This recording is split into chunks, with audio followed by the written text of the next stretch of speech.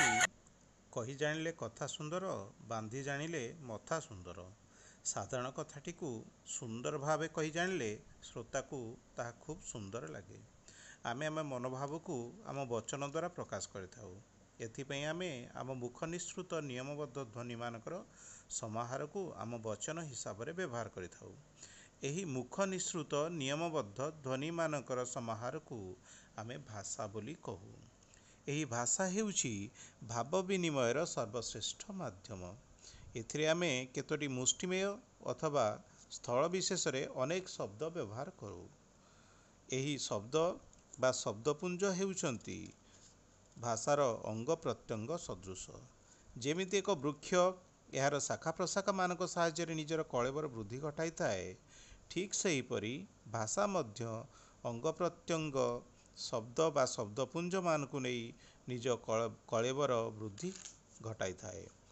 ଯେମିତି ବାଲି, ମାଟିର ଗୁଣ୍ଡ, ସିମେଣ୍ଟ ଆଦିକୁ ନେଇ ଇଟା ଗଢ଼ାଯାଏ ଏବଂ ଇଟାମାନଙ୍କୁ ନେଇ ଘର ଓ ପାଚେରୀ ଆଦି ନିର୍ମାଣ କରାଯାଏ, ଠିକ୍ ସେହିପରି ବର୍ଣ୍ଣମାନଙ୍କୁ ନେଇ ଶବ୍ଦ, ଶବ୍ଦମାନଙ୍କୁ ନେଇ ବାକ୍ୟ ଏବଂ ବାକ୍ୟମାନଙ୍କୁ ନେଇ ଭାଷାର ପରିପ୍ରକାଶ ଘଟେ। ଅତଏବ ଭାଷାର ସର୍ବଶେଷ ମୌଳିକ ଉପାଦାନ ହେଉଛି ବର୍ଣ୍ଣ, ବର୍ଣ୍ଣକୁ ନେଇ ଶବ୍ଦ ଏବଂ ଶବ୍ଦମାନଙ୍କର ସମାହାରକୁ ବାକ୍ୟ ଏବଂ ସର୍ବଶେଷରେ ବାକ୍ୟମାନଙ୍କର ସମାହାରରେ ଭାଷା ଆତ୍ମପ୍ରକାଶ ଲାଭ କରିଥାଏ। ପ୍ରଥମେ ଆମେ ଶବ୍ଦ ବିଷୟରେ ଅଧ୍ୟୟନ କରିବା। ନିମ୍ନ ବର୍ଣ୍ଣଗୁଡ଼ିକୁ ଲକ୍ଷ୍ୟ କରାଯାଉ। ଅ, ଟ, ରଟକ, ଖ, କ, ଖଟ, ଅରଟ, ର, ମ, ଟମର, ମରଟ, ମଟର, ଦନ୍ତସ, ବ, ତ, ରସ, ସର, ସରବତ ଓ ବର। ଏଠାରେ ଲକ୍ଷ୍ୟ କରାଯାଇପାରେ ଯେ ଏଠାରେ ଅ ହେଉଛି ଗୋଟିଏ ବର୍ଣ୍ଣ। ଅର ଅର୍ଥ ହେଉଛି ବିଷ୍ଣୁ। ଅ ଗୋଟିଏ ବର୍ଣ୍ଣ ହେଲେ ବି ଏହାର ଏକ ଅର୍ଥ ରହିଛି। ସେହିପରି କର ଅର୍ଥ ମସ୍ତକ କିମ୍ବା ଜଳ। ଖର ଅର୍ଥ ଆକାଶ। ଏଠାରେ ଅ, କ ଓ ଖ ଗୋଟିଏ ଗୋଟିଏ ବର୍ଣ୍ଣ ହୋଇଥିଲେ ମଧ୍ୟ ଏମାନଙ୍କର ଅର୍ଥ ପ୍ରକାଶ କରିବା କ୍ଷମତା ରହିଛି। କିନ୍ତୁ ଟ ବର୍ଣ୍ଣଟି କୌଣସି ଅର୍ଥ ପ୍ରକାଶ କରୁନାହିଁ। ସେହିପରି ର, ମ, ବ, ତ ଏବଂ ଦନ୍ତସ ମଧ୍ୟରୁ କୌଣସି ବର୍ଣ୍ଣ ଏକାକୀ କୌଣସି ଅର୍ଥ ପ୍ରକାଶ କରିପାରୁ ନାହିଁ। ର, ଟ ଓ ମ ବର୍ଣ୍ଣତ୍ରୟ ମିଶି ଟମର, ମରଟ ଏବଂ ମଟର ଶବ୍ଦପୁଞ୍ଜ ବା ଶବ୍ଦ ସମଷ୍ଟି ଗଠନ କରିଅଛନ୍ତି।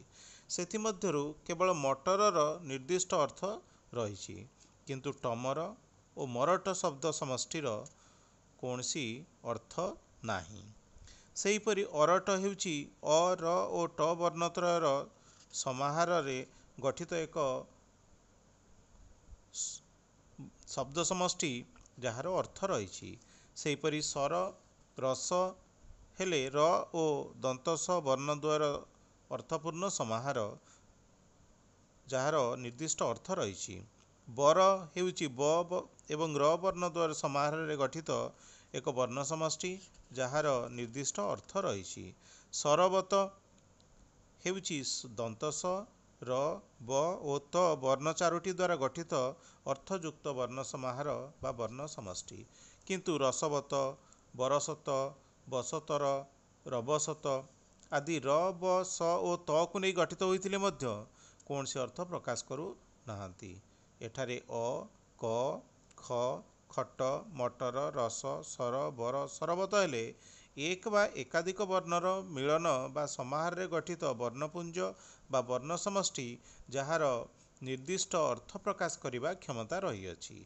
ଏଗୁଡ଼ିକ ପ୍ରତ୍ୟେକଟି ଗୋଟିଏ ଗୋଟିଏ ଶବ୍ଦ, ଅର୍ଥାତ୍ ଏହି ପ୍ରତ୍ୟେକଟିକୁ ଗୋଟିଏ ଗୋଟିଏ ଶବ୍ଦ କହନ୍ତି। ଅର୍ଥାତ୍ ଅ, କ, ଖ, ଖଟ, ମଟର, ରସ, ସର, ବର ଓ ସରବତ ପ୍ରତ୍ୟେକଟି ଗୋଟିଏ ଗୋଟିଏ ଶବ୍ଦ ଅଟନ୍ତି। ତେଣୁ ଅର୍ଥ ପ୍ରକାଶକ୍ଷମ ଗୋଟିଏ ବର୍ଣ୍ଣ ବା ଏକାଧିକ ବର୍ଣ୍ଣ ସମଷ୍ଟି ବା ବର୍ଣ୍ଣ ସମାହାରକୁ ଶବ୍ଦ କହନ୍ତି। କିନ୍ତୁ ଅର୍ଥବୋଧ ଆଣିପାରୁ ନଥିବା ବର୍ଣ୍ଣ ସମଷ୍ଟିକୁ ଶବ୍ଦ କୁହାଯାଇପାରିବ ନାହିଁ। ଏଠାରେ ଟ, ମ, ଦନ୍ତସ, ବ, ତ, ରଟକ, ଟମର, ମରଟକୁ ଶବ୍ଦ କୁହାଯାଇପାରିବ ନାହିଁ, କାରଣ ଏଗୁଡ଼ିକର କୌଣସି ଅର୍ଥ ପ୍ରକାଶ କ୍ଷମତା ନାହିଁ। ଶବ୍ଦ ଯେତେବେଳେ ବାକ୍ୟରେ ବ୍ୟବହୃତ ହୁଏ ସେତେବେଳେ ତାକୁ ପଦ ବୋଲି କହନ୍ତି। ଆପଣମାନେ ବହୁତ ସମୟରେ ପଦ ଏବଂ ଶବ୍ଦ ଏଇ ଦୁଇଟି ମଧ୍ୟରେ କନଫ୍ୟୁଜନରେ ପଡ଼ୁଥିବେ, କିନ୍ତୁ ଶବ୍ଦ ଏବଂ ପଦ ପ୍ରତ୍ୟେକଟି ବର୍ଣ୍ଣକୁ ନେଇ ଗଠିତ, କିନ୍ତୁ ଶବ୍ଦ ବାକ୍ୟର ଅଂଶ ହେଇପାରେ ନ ହେଇପାରେ ମଧ୍ୟ, କିନ୍ତୁ ପଦ ବାକ୍ୟର ଏକ ଅଂଶ। ଶବ୍ଦ ଯେତେବେଳେ ବାକ୍ୟରେ ବ୍ୟବହୃତ ହେବ ସେତେବେଳେ ତାକୁ ପଦ ବୋଲି କହନ୍ତି। ପ୍ରତ୍ୟେକ ପଦ ଗୋଟିଏ ଗୋଟିଏ ଶବ୍ଦ, କିନ୍ତୁ ପ୍ରତ୍ୟେକଟି ଶବ୍ଦକୁ ପଦ କୁହାଯାଇପାରିବ ନାହିଁ। ଶବ୍ଦ ସେତେବେଳେ ପଦ ହେବ ଯେତେବେଳେ ଏହା ବାକ୍ୟର ଗୋଟିଏ ଅଂଶ ହେବ। ତେଣୁ ଶବ୍ଦ ହେଉଛି ଭାଷାର ବାହ୍ୟସ୍ତର ଏବଂ ଶବ୍ଦର ଅର୍ଥ ହେଉଛି ତାହାର ଅନ୍ତର୍ନିହିତ ସ୍ତର ବା ଅନ୍ତଃସ୍ତର। ପଦ ହେଉଛି ବାକ୍ୟର ଏକ ଅଂଶ। ବାକ୍ୟ ହେଉଛି ଏକ ବା ଏକାଧିକ ଶବ୍ଦ ବା ପଦ ମିଶି ମନର ଭାବକୁ ସମ୍ପୂର୍ଣ୍ଣ ଭାବରେ ପ୍ରକାଶ କରିବାର କ୍ଷମତା ଥିବା ଶବ୍ଦମାନଙ୍କର ସମାହାର। ସୁତରାଂ ବାକ୍ୟ ହେଉଛି ଉପଯୁକ୍ତ ଅର୍ଥବୋଧକ ପଦ ସଂଗତିର ଅର୍ଥପୂର୍ଣ୍ଣ ସମାହାର। ବର୍ତ୍ତମାନ ଆମେ ଶବ୍ଦର ପ୍ରକାର ଭେଦ ବିଷୟରେ ଜାଣିବା, ଅର୍ଥାତ୍ କେତେ ପ୍ରକାରର ଶବ୍ଦ ରହିଛି ସେ ବିଷୟରେ ଜାଣିବା। ଆମେ ଯଦି ଏକ ଭାଷାର ଶବ୍ଦ ଭଣ୍ଡାରକୁ ଲକ୍ଷ୍ୟ କରିବା ତେବେ ଜାଣିବାକୁ ପାଇବା ଯେ ସେଥିରୁ ଅନେକ ଶବ୍ଦ ବହୁକାଳ ଧରି ଅପରିବର୍ତ୍ତିତ ରହିଛନ୍ତି ଏବଂ ଆଉ କେତେକ ଶବ୍ଦ କାଳକ୍ରମେ ପରିବର୍ତ୍ତିତ ଏବଂ ବିବର୍ତ୍ତିତ ହୋଇ ନୂଆ ରୂପ ଧାରଣ କରିଛନ୍ତି। କେତେକ ଶବ୍ଦ ଲୋକ ମୁଖରୁ ନୂତନ ଭାବେ ସୃଷ୍ଟି ହୋଇଥିବା ବେଳେ ଅନ୍ୟ କେତେକ ଶବ୍ଦ ଅନ୍ୟ ଭାଷାରୁ ଆସି ଉକ୍ତ ଭାଷାରେ ମିଶି ଯାଇଛନ୍ତି। ଏହି ଧାରାର ପ୍ରଚଳନ ହେତୁ ଗୋଟିଏ ଭାଷା ମଧ୍ୟରେ ବିବିଧତା ଲକ୍ଷ୍ୟ କରାଯାଇଥାଏ। ଆମ ଓଡ଼ିଆ ଭାଷା ବାସ୍ ଏହି ଧାରାରୁ ବାଦ୍ ଯାଆନ୍ତା କିପରି? ଏହି ଧାରାକୁ ନଜରରେ ରଖି ଆମ ଶବ୍ଦ ଭଣ୍ଡାରକୁ ଚାରି ଭାଗରେ ବିଭକ୍ତ କରାଯାଇଛି, ଅର୍ଥାତ୍ ଓଡ଼ିଆ ଶବ୍ଦ ଭଣ୍ଡାରକୁ ଚାରୋଟି ଭାଗରେ ବିଭକ୍ତ କରାଯାଇଅଛି। ସେଗୁଡ଼ିକ ହେଲା ତତ୍ସମ ଶବ୍ଦ, ତତ୍ସମର ଅର୍ଥ ସାଧୁ ଶବ୍ଦ ବା ସଂସ୍କୃତ ଶବ୍ଦ, ତଦ୍ଭବ ଶବ୍ଦ, ଦେଶଜ ଶବ୍ଦ ଏବଂ ବୈଦେଶିକ ଶବ୍ଦ। ପ୍ରଥମେ ଆମେ ତତ୍ସମ ଶବ୍ଦ ସମ୍ପର୍କରେ ଜାଣିବା। ତତ୍ସମ ଶବ୍ଦଟି ତତ୍ ଏବଂ ସମ ଏ ଦୁଇଟିର ସମନ୍ୱୟରେ ଗଠିତ ହୋଇଅଛି। ତତ୍ସମ ଶବ୍ଦଟିର ଅର୍ଥ ହେଉଛି ତାହା ସହିତ ସମାନ, ଅର୍ଥାତ୍ ସଂସ୍କୃତ ଭାଷା ସହିତ ସମାନ। ସୁତରାଂ ତତ୍ସମ ଶବ୍ଦଗୁଡ଼ିକ ଅବିକଳ ଭାବରେ ସଂସ୍କୃତରୁ ଆନିତ। ସଂସ୍କୃତରେ ଏହି ଶବ୍ଦଗୁଡ଼ିକର ଆକୃତି ଯେପରି ଥିଲା, ଓଡ଼ିଆ ଭାଷାରେ ମଧ୍ୟ ଅବିକଳ ଭାବରେ ସେହିପରି ବ୍ୟବହୃତ ହୋଇଆସୁଅଛି। ଅତଏବ ସଂସ୍କୃତ ଭାଷାର ଯେଉଁ ଶବ୍ଦଗୁଡ଼ିକର ଅବିକଳ ଭାବରେ ଓଡ଼ିଆରେ ବ୍ୟବହୃତ ହୋଇଆସୁଅଛି ସେହି ଶବ୍ଦଗୁଡ଼ିକୁ ତତ୍ସମ ଶବ୍ଦ କୁହାଯାଏ। ତତ୍ସମ ଶବ୍ଦର ଅନ୍ୟ ଏକ ନାମ ହେଉଛି ସାଧୁ ଶବ୍ଦ ବା ସଂସ୍କୃତ ଶବ୍ଦ। ଏଠାରେ ଉଲ୍ଲେଖ କରାଯାଇପାରେ ଯେ ଆର୍ଯ୍ୟମାନେ ଭାରତବର୍ଷରେ ଦୀର୍ଘ କାଳ ଧରି ନିଜର ଆଧିପତ୍ୟ ବିସ୍ତାର କରିଥିଲେ। ଭାରତବର୍ଷରେ ସେମାନେ ଶାସନ କରି ଏବଂ ବସତି ସ୍ଥାପନ କରି ରହିଥିଲେ। ଏହା ଫଳରେ ସେମାନଙ୍କର ଭାଷା ସଂସ୍କୃତ ଭାଷାର ପ୍ରଭାବ ବିସ୍ତାର ଲାଭ କରିଥିଲା। ତେଣୁ ସେମାନଙ୍କର ଭାଷା ସଂସ୍କୃତ ଭାଷାର ପ୍ରଭାବ ଅଧିକାଂଶ ଭାରତୀୟ ଭାଷା ଉପରେ ପଡ଼ିଅଛି। ଓଡ଼ିଆ ଭାଷା ବା ସେଥିରୁ ବାଦ୍ ଯାଆନ୍ତା କିପରି? କେତେକଟି ତତ୍ସମ ଶବ୍ଦର ଉଦାହରଣ ହେଲା ନଦୀ, ଆକାଶ, ଗଗନ, ଅଙ୍ଗ, ଆଚାର୍ଯ୍ୟ, ସଂସାର, ପର୍ବତ ଇତ୍ୟାଦି। ଏହି ଶବ୍ଦଗୁଡ଼ିକ ସଂସ୍କୃତ ଭାଷାରେ ଯେମିତି ବ୍ୟବହୃତ ହୁଏ ଓଡ଼ିଆ ଭାଷାରେ ମଧ୍ୟ ଅବିକଳ ଭାବରେ ବ୍ୟବହୃତ ହୁଏ। ତେଣୁ ଏହି ଶବ୍ଦଗୁଡ଼ିକୁ ତତ୍ସମ ଶବ୍ଦ କୁହାଯାଏ। ଆଉ ଗୋଟିଏ ପ୍ରକାରର ଶବ୍ଦ ଓଡ଼ିଆ ଭାଷାରେ ଦେଖିବାକୁ ମିଳେ, ତାହା ହେଉଛି ତଦ୍ଭବ ଶବ୍ଦ। ତଦ୍ ଅର୍ଥ ତାହା, ଭବ ଅର୍ଥ ଜାତ। ତଦ୍ ଯୁକ୍ତ ଭବ ସମାନ ତଦ୍ଭବ। ତେଣୁ ତଦ୍ଭବ ଶବ୍ଦଟିର ଅର୍ଥ ହେଉଛି ତହିଁରୁ ଜାତ। ତହିଁରୁ ଅର୍ଥ ସଂସ୍କୃତରୁ ଜାତ। ଆମ ଭାଷାରେ ଏମିତି କିଛି ଶବ୍ଦାବଳୀ ରହିଛି ଯାହା ସଂସ୍କୃତରୁ ସୃଷ୍ଟି ହୋଇ ଅବିକଳ ଭାବରେ ନ ରହି ପ୍ରାକୃତ ଏବଂ ଅପଭ୍ରଂଶ ସ୍ତର ଦେଇ ଗତି କରି ସେଗୁଡ଼ିକର ସ୍ୱରୂପ ପରିବର୍ତ୍ତନ କରିବା ଦେଖାଯାଇଛି। ଏହା ଫଳରେ ମୂଳ ଶବ୍ଦଗୁଡ଼ିକର ସ୍ୱରୂପ, ଉଚ୍ଚାରଣ ଏବଂ ଲିଖନ ଶୈଳୀରେ ପରିବର୍ତ୍ତନ ଆସିଯାଇଛି। ଉଦାହରଣ ସ୍ୱରୂପ ଘୃତ ଶବ୍ଦଟି ସଂସ୍କୃତ ଶବ୍ଦ। ଏହାର ତଦ୍ଭବ ରୂପଟି ହେଉଛି ଘିଅ। ନଦୀ ଶବ୍ଦଟି ସଂସ୍କୃତ ଶବ୍ଦ। ଏହା ନଈରେ ପରିଣତ ହୋଇଅଛି। ସେହିଭଳି ନଅର ଶବ୍ଦଟି ସଂସ୍କୃତ ଶବ୍ଦ ନଗରରୁ ଉଦ୍ଭବ ହୋଇଅଛି।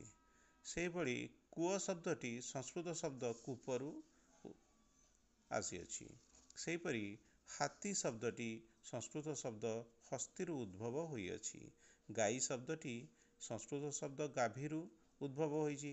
ଭଉଣୀ ଶବ୍ଦଟି ଭଗିନୀରୁ, ଶିଆଳ ଶବ୍ଦଟି ଶୃଗାଳ ଶବ୍ଦରୁ, ପୁଅ ଶବ୍ଦଟି ପୁତ୍ର ଶବ୍ଦରୁ, ମା ଶବ୍ଦଟି ମାତା ବା ମାତୃ ଶବ୍ଦରୁ, ଗଧ ଶବ୍ଦଟି ଗର୍ଦ୍ଧବ ଶବ୍ଦରୁ, ଘୋଡ଼ା ଶବ୍ଦଟି ଘୋଟକ ଶବ୍ଦରୁ ସୃଷ୍ଟି ହୋଇଛି ବା ଉତ୍ପନ୍ନ ହୋଇଛି। ସେହିଭଳି ମାଟି ଶବ୍ଦଟି ମୃତ୍ତିକାରୁ ଏବଂ ଭୂଇଁ ଶବ୍ଦଟି ସଂସ୍କୃତ ଶବ୍ଦ ଭୂମିରୁ ଉଦ୍ଭବ ହୋଇଅଛି। ଏହିଭଳି ଭାବରେ ସଂସ୍କୃତ ଶବ୍ଦରୁ ଯେଉଁ ଶବ୍ଦଗୁଡ଼ିକ ଉଦ୍ଭବ ହୋଇ ନୂତନ ରୂପ ନେଇ ଓଡ଼ିଆ ଭାଷାରେ ବ୍ୟବହୃତ ହେଉଛି ସେଗୁଡ଼ିକୁ କୁହାଯାଏ ତଦ୍ଭବ ଶବ୍ଦ। ଆଉ ଗୋଟିଏ ପ୍ରକାରର ଶବ୍ଦ ଆମ ଭାଷାରେ ଦେଖିବାକୁ ମିଳେ, ସେଗୁଡ଼ିକ ହେଉଛି ଦେଶଜ ଶବ୍ଦ। ଆମ ଭାଷାରେ ଏପରି କେତେକ ଶବ୍ଦ ରହିଛି ଯାହା ସମୟକ୍ରମେ ଜନସାଧାରଣଙ୍କ ଦ୍ୱାରା ସୃଷ୍ଟି ହୋଇଅଛି ଏବଂ କାଳ କାଳ ଧରି ପ୍ରଚଳିତ ହେବାରେ ଲାଗିଅଛି। ଏଗୁଡ଼ିକ ଆଦିବାସୀ ଭାଷା, ଦ୍ରାବିଡ଼ ଭାଷା ଏବଂ ପୂର୍ଣ୍ଣ ମାତ୍ରାରେ ଓଡ଼ିଶାର ଜନସାଧାରଣଙ୍କ ମୁଖରୁ ସୃଷ୍ଟି ହୋଇଥିବା ଶବ୍ଦ। ଦେଶୀୟ ଲୋକ ଅର୍ଥାତ୍ ଓଡ଼ିଶାର ସାଧାରଣ ଜନତାଙ୍କ ଭାଷାରେ ଏହିସବୁ ଶବ୍ଦର ପ୍ରୟୋଗ କରାଯାଉଥିବା ହେତୁ ଏଗୁଡ଼ିକୁ ଦେଶଜ ଭାଷା ବୋଲି କୁହାଯାଏ। ଆମ ରାଜ୍ୟରେ ପ୍ରଚଳିତ ଭାଷା ହେଉଛି ଓଡ଼ିଆ ଭାଷା। ଏହି ଭାଷାରେ ପ୍ରଚଳିତ ଦେଶଜ ଶବ୍ଦଗୁଡ଼ିକର ତିନିଟି ସ୍ତର ରହିଛି, ଯଥା ଆଦିବାସୀ ଭାଷା, ଦ୍ରାବିଡ଼ ଭାଷା ଏବଂ ସମ୍ପୂର୍ଣ୍ଣ ଭାବରେ ଓଡ଼ିଶାର ଜନସାଧାରଣଙ୍କ ମୁଖ ନିଃସୃତ ବା ମୁଖରୁ ଉଦ୍ଭବ ଭାଷା। ଆମେ ଗୋଟି ଗୋଟି କରି ଉଦାହରଣ ନେବା। ଦ୍ରାବିଡ଼ମାନଙ୍କ ଭାଷାରୁ ଆନୀତ ଶବ୍ଦ କିଛି ଓଡ଼ିଆ ଭାଷାରେ ବ୍ୟବହୃତ ହେଉଅଛି। ସେହି ଦେଶଜ ଶବ୍ଦଗୁଡ଼ିକ ହେଲା ଚିତଉ, ଚୁଆ, ଟାପରା, ଖପରା, ଫାଉଡ଼ା, ଅଡ଼ା, ଆରିସା, ଏଣ୍ଡୁରି, ଅଗାଡ଼ି, ଧଡ଼କ, ଟିଙ୍କ, କୁଲା, ଓରା, ଚାଳ, ଝାଡ଼ୁଆ ଇତ୍ୟାଦି। ସେହିପରି କିଛି ଆଦିବାସୀ ଶବ୍ଦ ମଧ୍ୟ ଓଡ଼ିଆ ଭାଷାରେ ପ୍ରଚଳିତ ଅଛି। ସେଗୁଡ଼ିକ ମଧ୍ୟରେ ଅଟେଇ, ଅରମା, ଆଣ୍ଠୁ, ତାଟିଆ, ପାଇଟି, ଢୋଲ, ବେଣ୍ଟ ଇତ୍ୟାଦି। ସେହିଭଳି ଓଡ଼ିଶାର ଜନସାଧାରଣଙ୍କ ମୁଖରୁ ସୃଷ୍ଟ କେତେକ ଶବ୍ଦ ହେଉଛି ଢିଙ୍କି, ଛାଞ୍ଚୁଣୀ, ଅଖାଡ଼ୁଆ, ଜନ୍ତାଳ, ଠେକରା, ଝୁମୁକା, ହାକୁଟି ଇତ୍ୟାଦି। ଏଗୁଡ଼ିକୁ ଦେଶଜ ଶବ୍ଦ କୁହାଯାଏ। ଆଉ ଗୋଟିଏ ପ୍ରକାର ଶବ୍ଦ ହେଲା ବୈଦେଶିକ ଶବ୍ଦ। ଓଡ଼ିଆ ଭାଷାର ଶବ୍ଦ ଭଣ୍ଡାରକୁ ସମୃଦ୍ଧ କରିଥିବା ଅନ୍ୟ ବୈଦେଶିକ ଭାଷାରୁ ଆନୀତ ଶବ୍ଦଗୁଡ଼ିକୁ ବୈଦେଶିକ ଶବ୍ଦ କହନ୍ତି। ଯେଉଁ ବୈଦେଶିକ ଭାଷାରୁ ଆନୀତ ଶବ୍ଦଗୁଡ଼ିକୁ ଓଡ଼ିଆ ଶବ୍ଦ ଭଣ୍ଡାରକୁ ସମୃଦ୍ଧ କରିଅଛି ସେଗୁଡ଼ିକୁ ବୈଦେଶିକ ଶବ୍ଦ କହନ୍ତି। ବାଣିଜ୍ୟ ହେତୁ ହେଉ କିମ୍ବା ବିଦେଶୀମାନେ ଦୀର୍ଘ ବର୍ଷ ଧରି ଓଡ଼ିଶାକୁ ଶାସନ କରିବା କାରଣରୁ ସେମାନଙ୍କ ଭାଷାର ପ୍ରଭାବ ଓଡ଼ିଆ ଭାଷା ଉପରେ ପଡ଼ିଅଛି। କିଛି ବୈଦେଶିକ ଶବ୍ଦ ଓଡ଼ିଆ ଭାଷାରେ ମିଶି ରହିଯାଇଅଛି, ସେଗୁଡ଼ିକୁ ଆମେ ବୈଦେଶିକ ଭାଷା ବୋଲି କହୁ। ଉଦାହରଣ ସ୍ୱରୂପ ଆଇନ ଶବ୍ଦଟି ପାର୍ସୀ ଭାଷାରୁ ଆସିଅଛି। କୈଫିୟତ ପାର୍ସୀ ଶବ୍ଦ କୈଫିୟତରୁ ଆସିଅଛି। ଖାଉନ୍ଦ ପାର୍ସୀ ଶବ୍ଦ ଖାମିଦରୁ ଆନୀତ ହୋଇଛି।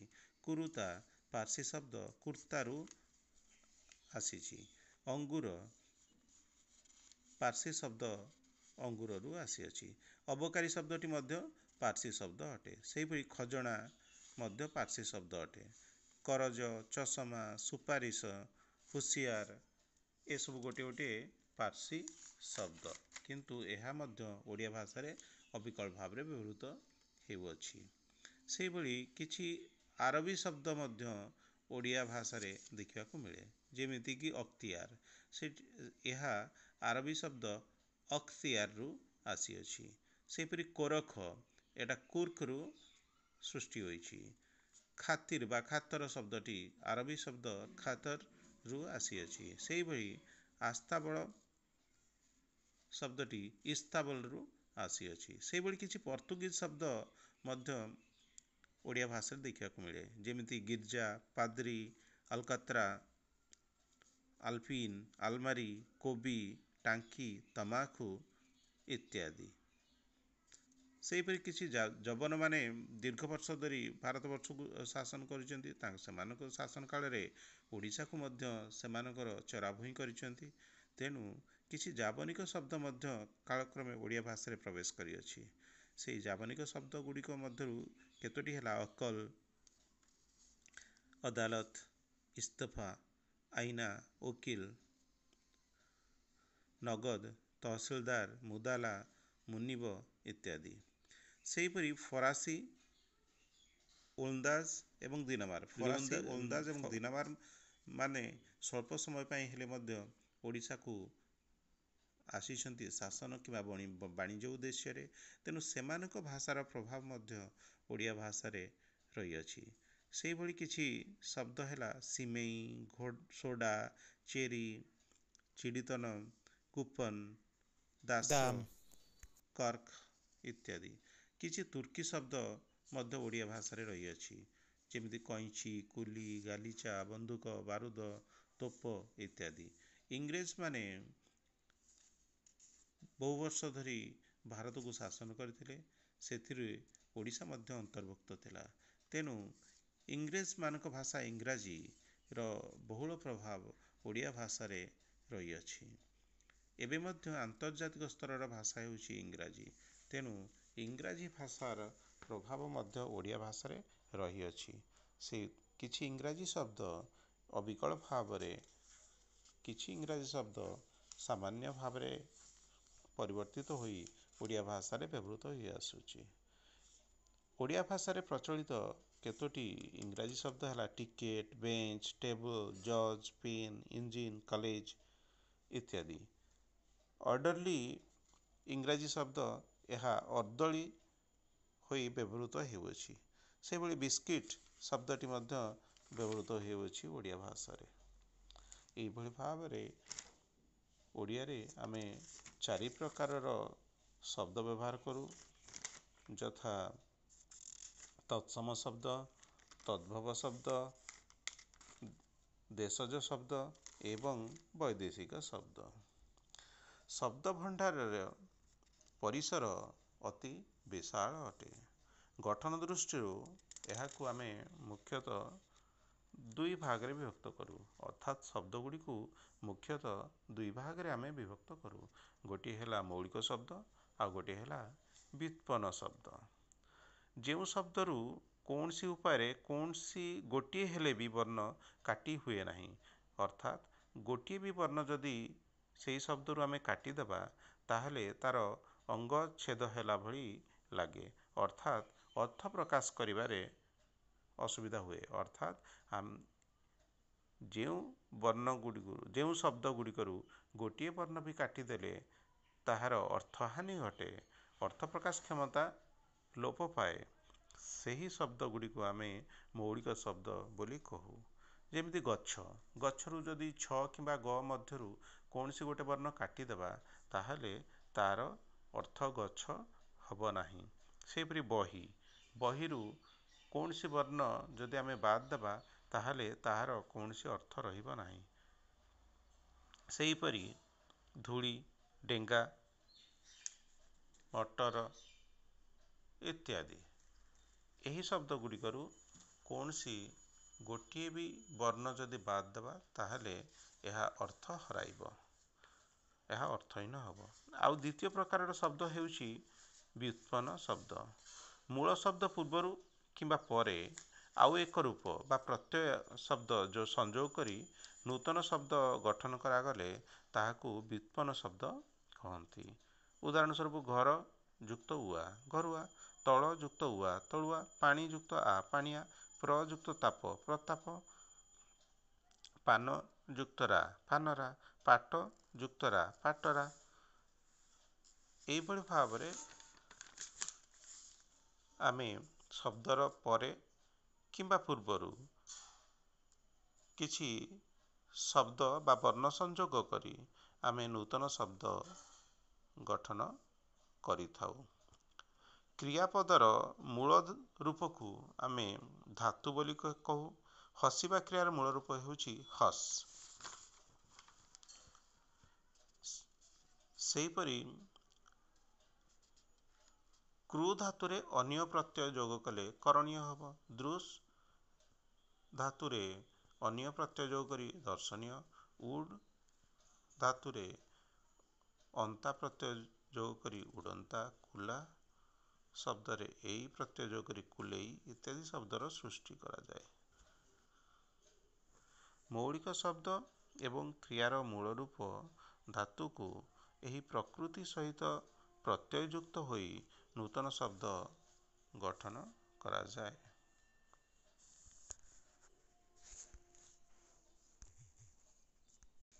ଆବଶ୍ୟକତା ଅନୁସାରେ ଅର୍ଥ ପ୍ରକାଶ ଓ ଭାବବୋଧ କରାଇବା ପାଇଁ ଭାଷାରେ ନୂତନ ଶବ୍ଦ ସୃଷ୍ଟି ହୁଏ। ସାଧାରଣତଃ ଯୋଗ ବିୟୋଗ ପ୍ରକ୍ରିୟାରେ ଶବ୍ଦର ରୂପରେ ପରିବର୍ତ୍ତନ ଘଟି ନୂତନ ଶବ୍ଦ ସୃଷ୍ଟି ହୁଏ। ଏହିଭଳି ଭାବରେ ଭାଷାର କ୍ରମ ବିକାଶ ଘଟେ, ନୂତନ ଶବ୍ଦ ସୃଷ୍ଟି ହୁଏ ଏବଂ ଭାଷାର ଶବ୍ଦ ଭଣ୍ଡାର ବୃଦ୍ଧି ହୁଏ ଏବଂ ଭାଷାର କଳେବର ବୃଦ୍ଧି ପାଇଥାଏ। ଆଜିର ଆଲୋଚନାକୁ ଏଇଠି ରଖିବା। ଧନ୍ୟବାଦ।